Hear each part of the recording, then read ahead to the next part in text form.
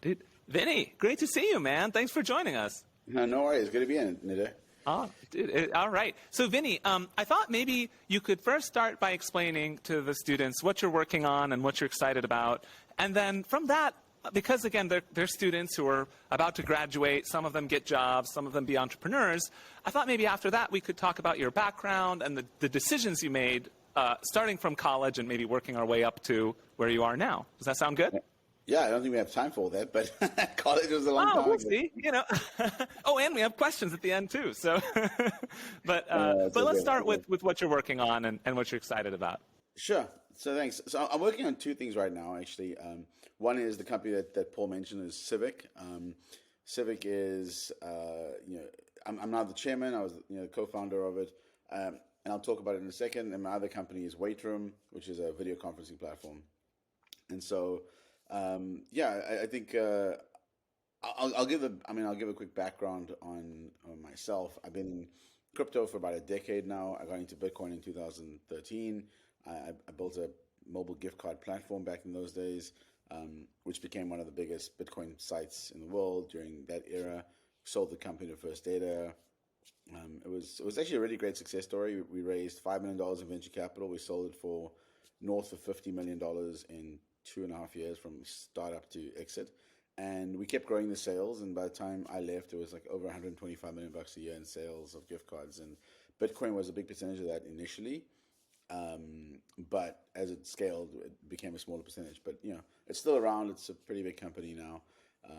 And then, I kind of went from there into building Civic, which is a decentralized blockchain-based identity provider. I mean, this is like 2016. 2015, actually, late 2015, we came up with the concept of it. So very much ahead of its time, I think about 8 years, because it's really only catching on now, but we've been working on it since then. I stepped down as CEO 2 years ago, but, we've been building KYC, KYB, so know your customer, know your business, ID verification using blockchain technology to decentralize it. We're working with a number of chains right now to roll out identity solutions on chain for their dApps and for everything else. So it's a really exciting space, and you can play around with Civic as a consumer at civic.me, or go to civic.com to learn more about the business solutions there. But it's pretty cool. I don't want to labor that too much. Waitroom is a video conferencing platform. So during COVID, I came up with the idea that, I had a problem. The problem is I always have too many people wanting to talk to me, and the length of the calls is just too long. It was like 15 minutes, 30 minutes. And, it's just really hard to be time efficient when you have a 30-minute call scheduled and it only takes you 7 minutes to get through what you need to do. And I'm not the type of guy who, I don't want to spend have 30 minutes and I can do whatever I need to do in 7, I'm done. And I don't want to labor on the 23 minutes. And so I try to come up with an idea for could I just queue up people? And so when one person's done, the next person comes in. And so we built Waitroom, and it's actually working really well. And we're using it more for companies, for things like, stand-up meetings and team meetings, etc. You can use it for office hours. That's one of the major use cases. So, for example, a professor at Princeton could run in a Waitroom once a week, and everyone can sort of line up to go chat to him and get 5 minutes. There's a clock timer that, counts down. When you hit 0, the next person comes in. You can choose the room to be public or private, that sort of thing. So that's what I'm working on right now. It's not really crypto focused, but I just wanted to do something different after a decade in crypto. I was kind of getting tired. And I want to go back a little bit earlier in your career and talk about that for a minute. But I will say about Waitroom, something it feels like could be really useful for also is one-on-ones, right? Where you want to just line up a bunch of one-on-ones with your staff and do them.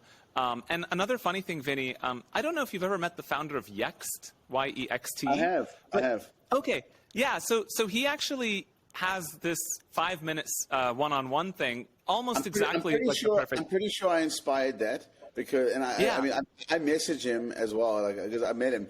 I was telling him about Waitroom about 3 or 4 months before he started that.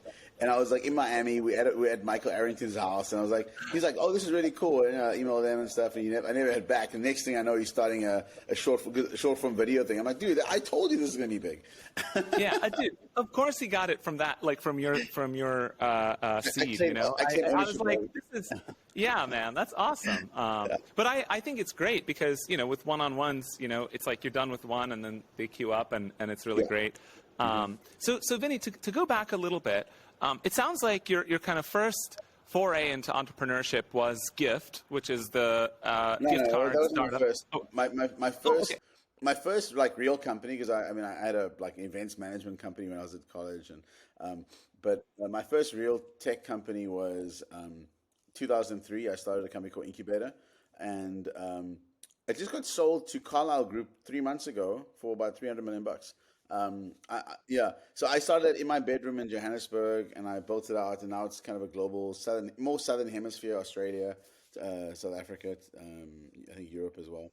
But it was a search marketing platform. So back in the early days when Google launched search, I was building a search platform for that and scaled that business up. I actually exited personally in about 10 years ago. But the team stayed on and they built it up, and now it's part of Carlyle, which is amazing. Wow. Wait, so Vinny, what year was this? And also, did you say while you were in college, you basically started this business? No. That was, it was about 3 years afterwards. Okay, So got 2003, yeah. Okay, so Vinny, what did you do right after college that got you to that point where you felt confident enough to kind of start something? So I guess. I grew up in a very weird time and place. I grew up in South Africa, and apartheid ended like 1991. So I was still going into high school, and then when we got to 1998, those of you, none of you will probably remember this, but we had something called the emerging markets crisis. This is where long-term capital management and a whole bunch of other like companies, financial firms basically just mispriced things. The market had a panic. Russia, South Africa, everything it was all kind of unfolding. South African interest rates spiked to 25.5% at the peak, which basically collapsed my dad's company. There's no way you can sustain it, and that meant I actually had to drop out of university and just go into entrepreneurship. So I left university. I joined. I basically did a bankruptcy sort of. My dad's company went into bankruptcy, and I basically bought it back, bought it out of bankruptcy, and like fixed it up, and spent a year and a bit doing that. And it's actually still around today. I did that for a while, and then I went to work in Johannesburg for about 3 years, just in corporate banking, tech, the whole lot. And then I just got eventually I started working for an online casino group and did online marketing and got involved in search marketing, and the rest is history. What a journey, man. I mean, I can't even imagine what that must have been like, where I guess you're kind of going through a period of hyperinflation almost in South Africa, right? Yeah. Or I don't know if that's the right term for it. Well, it wasn't hyperinflation. I mean, Zimbabwe had hyperinflation. I consider hyperinflation anything over 100% a year. If it's less than 100% a year, it's kind of like doable in Africa anyway. At some point Zimbabwe was going through like 100,000% inflation a year. It was kind of crazy. Prices just doubled every day. But no, it was a period of high inflation and a period of high interest rates as well. Man. Yeah, I mean, it's too bad they didn't have crypto back then, right? Or else maybe exactly. maybe they could have had some harder assets. But that makes a lot of sense. Yeah, so basically you dropped out of college, you had a little bit of a traditional career, sort of, but it sounds like really your heart was always in going and starting stuff and taking that leap. And that's great. So I guess, Vinny, another thing we like to do is, especially an entrepreneur like you who's done so many different businesses, is we kind of like to do like a request for startups. So basically to think about it as like, if you were in college, what do you think a student should be working on, or what do you think would be interesting to consider, or something like, it can be very high level or very concrete also if you want, but we can maybe bat that around a bit as well. I mean, okay, so if I was in college today, the most interesting thing I'd be building would be an AI summary service. Okay, So if you look at all the papers that you get at universities, so all the PhD papers, and like not many people can actually read that stuff. I mean, it's very valuable and insightful, but maybe to other PhD students who are busy researching a topic. But there's this gap between like knowledge depth in a category, and then the average person who's interested but doesn't have the capacity to, like, if I went through a PhD paper on physics or math or biology, I couldn't make heads or tails of it, right? I probably haven't done enough math. I haven't done enough, just background on that topic. But using AI, it's actually quite possible to create like readable summaries. And I've actually tried this on a couple of papers. I've been doing sort of biohacking and looking at trying to, improve gut biome stuff, and just like working on my own body. And I find these papers which are really interesting, and I don't actually, understand it. But I go and take it, and I go and stick it into OpenAI and ChatGPT, and it summarizes it for me. And I go, oh, okay, so this protein actually does this, and this probiotic creates this protein. So then I go and buy this strain of that probiotic to get that protein to combat the pathogen that I'm trying to fight in my gut. Oh, okay, well, that makes sense. But like, I couldn't do it without actually using an AI system. And so I guess I'd be working on ways to bridge the gap between the vast amount of knowledge that's out there in the world and the average person. So kind of raise the education level. So if you think about it, like the average person could have access to a lot more in-depth knowledge that's just inaccessible to them because they don't have the skills to be able to decipher a PhD paper on biochemistry. But so there's something there. I don't know exactly how to build it. I mean, I'd probably start by figuring out, taking take a university and say, okay, well, let's just ingest a whole bunch of the PhD papers into an open AI type system, and let's just produce summaries and see how good these are. And does it do the summaries, and do they produce valuable content? And then also, once you have the summaries, you can also just query it and ask questions. I love it. I mean, I think of it a little bit as explain it like I'm 5.ai, exactly, kind of the, exactly. yeah, UI5, that's super interesting. And Vinny, another funny thing is, I've played with the GPTs a lot, and it feels like if it can do something like, write me a story in the style of this author, then it kind of feels like it should be able to go from academic style to like layman style that really feels like one of the use cases. That's what I tell AI to do. I said, in simple terms, explain this paper to me, and then it does it, right? So it reads. That's so cool. 100 pages and comes back with like 1,000 words, which is digestible, and it allows me to go. And then I can also ask questions. I was looking at this protein, I think it was LMO 2776, and I couldn't figure out anything about it. So I was asking the system, and it said, oh, well, based on this paper, this is what it does, and so it actually understands what you've just fed it in terms of information and gives stuff back to you. It's pretty powerful. Yeah.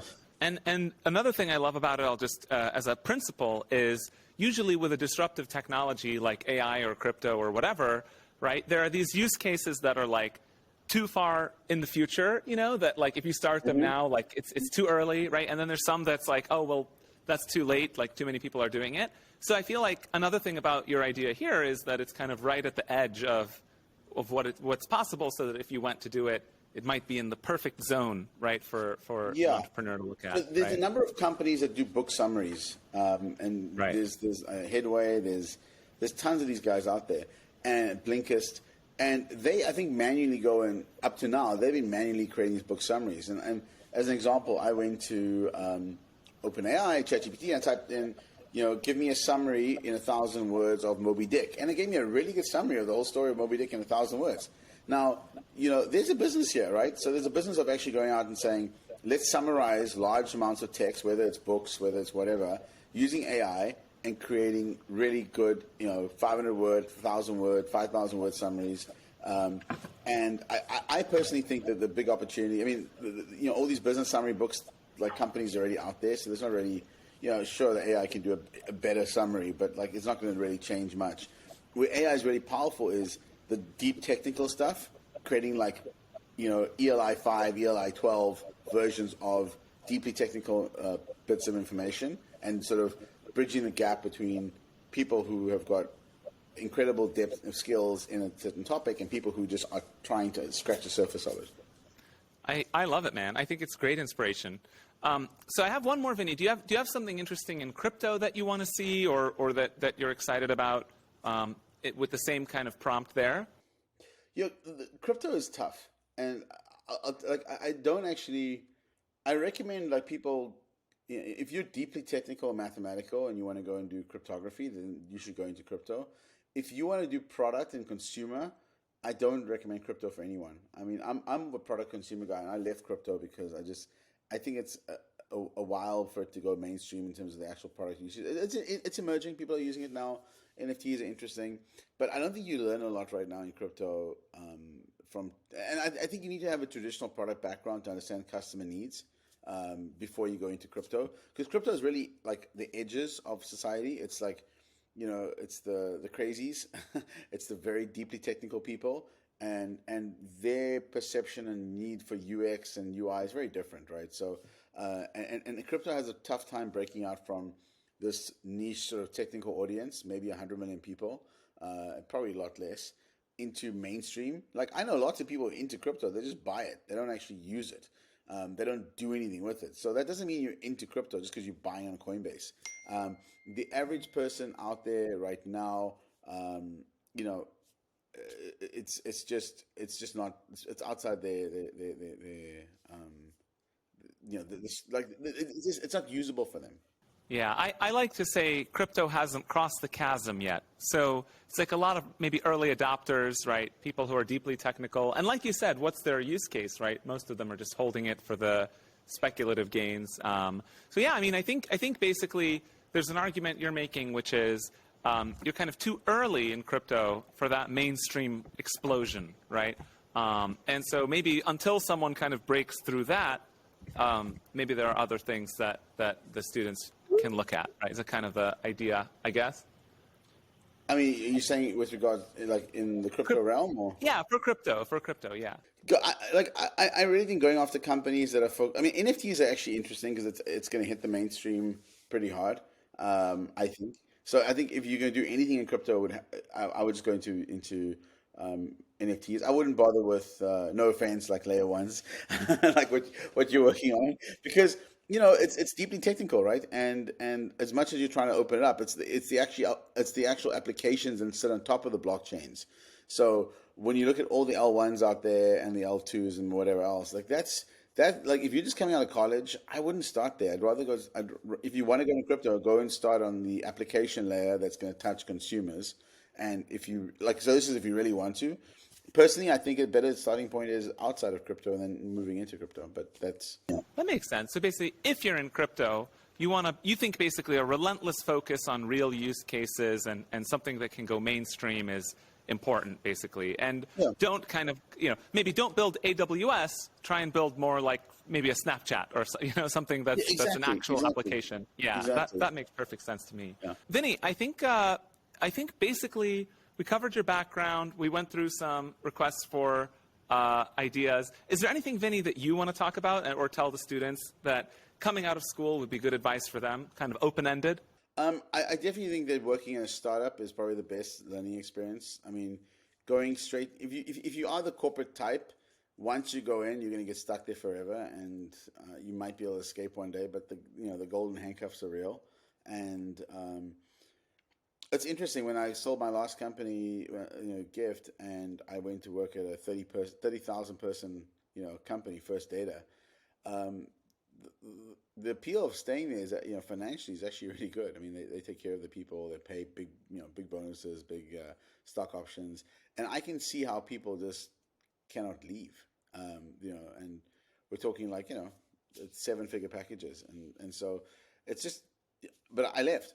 I was there 18 months because, I'm just not that type of guy. I'm not the corporate guy, and as much as they wanted me to stay, I just wasn't my thing, and I want to go build companies and build interesting things. And I think a lot of it stems from the fact that I cut my teeth in startups, and I really enjoyed the learning curve, because you learn a lot more in startups than you do in big corporates. Corporate, you're just part of the process that's already been created by somebody else. And in startups, you're building the process that hopefully, if you scale, other people will use.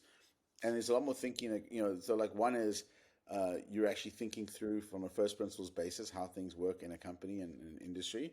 And the other one is you're just doing what you've been told to do because that's the way they've always done it in the company. So, I mean, you can disregard business process engineering because it takes re-engineering because it takes a long time to do, even in a big company. So, I think I always recommend to students is just go work in a startup, go work in 2 startups. So spend your first 2-3 years of your life while your costs are low, while you don't have debt, you don't have anything really to hold you back. Go work for a crappy salary at a startup and see what you learn. And if you don't like it after 2 or 3 years, then go into corporate. But corporate for me should be it's more of a safety net rather than a learning curve. Awesome, man. Yeah, and I also think, the impact you can have must be really satisfying in a startup for everybody who does it. Vinny, we actually have a question, but before we go to it, I wanted to ask you, a lot of what the students are asking is how do they find a good idea or how do they find a startup to start, right? Do you have any pointers there before we go just to our question that we have in the audience? Well, I mean, AngelList is probably the best place to look. Right. So basically what people are launching on AngelList can give you inspiration as to what problems are out there, I guess? Exactly. And then what Super interesting. And looking at what companies are getting funded, right? So if you see, hey, right. This AI is really hot right now. So like anything in AI, you just register a domain name, Kevin.ai, and you'll raise money. Like it's kind of crazy right now. But anything AI based, I mean, you have to have the skills, you have to have the team, but the AI market is really, really hot right now. Yeah, and I love the tip of looking at AngelList, looking what people are funding, because I think something that a lot of people, including students, take for granted is that a lot of the time funding happens in waves, right, where everyone in venture capital is excited about this type of thing. They'll fund it for 2 years, and then it'll go to sleep for a while in terms of your ability to raise money. People might say, oh, well, like we did that a year ago. That wave, we already invested in that wave, right? I think that some spaces have a way of coming back. Like I think AI had a wave and then came back. Crypto comes back all the time. But I think that's something that's very interesting if you look at AngelList. I love that tip because it's very practical and it actually will position you very well with the wave that people are investing in currently and allow you to capture it. Okay, Vinny, thank you so much. Let me quickly go to our question here. Hi, I'm Chris, and I just want to say it's always exciting kind of hearing from South Africa, as a South African, hearing from South Africans who are doing big things in the entrepreneurial space and the tech space. There seems to be like a surprising number of us out there. And then I wanted to know... We just follow Elon, dude. We live on Planet Musk. Well, I think that after his last couple months, the Americans can have him. But... it's funny how often I'm hearing that right now. Yeah, but I wanted to ask about kind of where you see opportunities for crypto, in particular in kind of, I mean, my perspective is coming from South Africa, but emerging markets, because a lot of the speakers you hear and just in general speak about Argentina and kind of the instability there and the application for crypto there. And something my dad loves to tell me about is like how Bitcoin is worth more in Zimbabwe if you're willing to cash it out in Zimbabwe. But it seems like there's a lot of opportunity for disruption in the financial sector in these African countries. I was thinking in South Africa, to give some context, for people who don't have banks, there could be an interesting solution in a crypto-powered wallet that kind of offers some of the basic functionality. And if you could get people to perhaps pay their gardeners and their maids, and then they could hold on to this crypto, which would be obviously a stable coin, and it'd have to be backed by, it'd have some attachment to banks in the sense that you'd have to be holding that money in a bank somewhere. But there's kind of room for an alternative to cash that means that people don't have to carry around their cash on public transport. And I think that's something that's hard to relate to for an American. You don't really understand just how kind of troublesome it is if you're paying this person who lives paycheck to paycheck all their money in cash up front, and then they got to hop on a train in South Africa, followed by a taxi in South Africa, and end up in a township in South Africa, and they've got their month's worth of money kind of in cash here. So I just think there seems to be space for solutions to problems like that, and you can either use a bank-based solution or perhaps come up and circumvent that somehow using something like crypto. So I just want to know like what you think about the opportunities in countries I've like South spent the Africa. better part of the last decade thinking about these problems. I've even built like crypto-based Venmo solutions and wallets and stuff.